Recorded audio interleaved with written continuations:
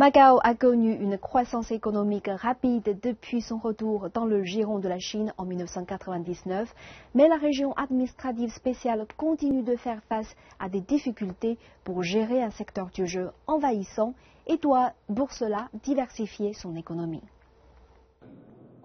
Insuffler une nouvelle dynamique dans une usine abandonnée. À la tête de cette transformation, Andy Situ, qui travaille à faire de ce bâtiment de 8 étages un lieu de création.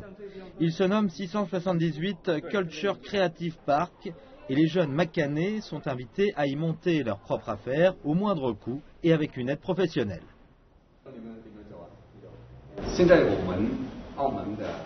Il y a deux difficultés majeures pour les gens de Macao qui souhaitent ouvrir un commerce. D'abord, les ressources humaines ne sont pas suffisantes. La plupart des gens ont déjà un emploi stable dans l'industrie du jeu, où ils sont bien mieux payés que dans les PME. Deuxièmement, la croissance économique rapide de la région a provoqué la hausse des loyers, qui sont souvent trop chers pour fonder une entreprise. Moi, j'essaie d'aider ceux qui veulent se lancer dans les affaires en leur offrant un environnement entrepreneurial.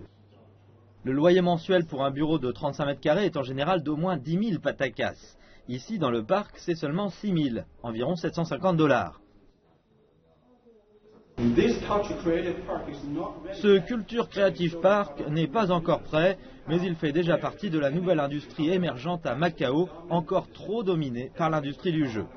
Les casinos ont fait de la région l'une des plus riches du monde, mais une économie centrée sur une seule activité menace la stabilité sociale et économique et laisse la région ouverte aux turbulences du monde extérieur. La diversification est devenue une nécessité. Avant la rétrocession, les piliers de l'économie macanaise étaient la banque, le jeu et le tourisme, la manufacture et l'immobilier. Les activités de manufacture ont largement migré vers le continent et l'industrie du jeu a pris le dessus sur tout le reste. La ville a ouvert son marché à la compétition internationale en 2002 et l'économie a explosé. En 1999, le PIB de Macao se montait à environ 6 milliards de $. En 2013, il avait été multiplié par 8, dépassant les 50 milliards. Mais la composition du PIB n'a jamais réellement changé. L'an dernier, les services comptaient pour 93%, dont 45% dans le jeu et le tourisme. L'industrie occupe le peu qui reste, Macao ne possédant aucune agriculture. Liu Krayan, chercheur à l'Institut Polytechnique de Macao, dit que les casinos ont consommé toutes les ressources foncières et humaines et tentent à étouffer les autres secteurs. L'économie est tellement dépendante du tourisme et du jeu. Si le flot de touristes diminue, ce sera un choc pour ce marché.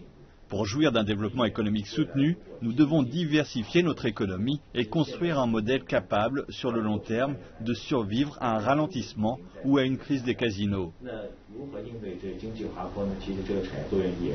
Les gouvernements central et local ont pris des mesures pour donner davantage d'options à la ville. Par exemple, l'établissement d'un parc industriel de médecine traditionnelle chinoise ou encore le CEPA, l'accord de partenariat économique privilégié avec le continent. Personnellement, je pense que la coopération régionale devrait promouvoir la diversification de l'économie de Macao. Nous devons mettre en place ce processus phase par phase.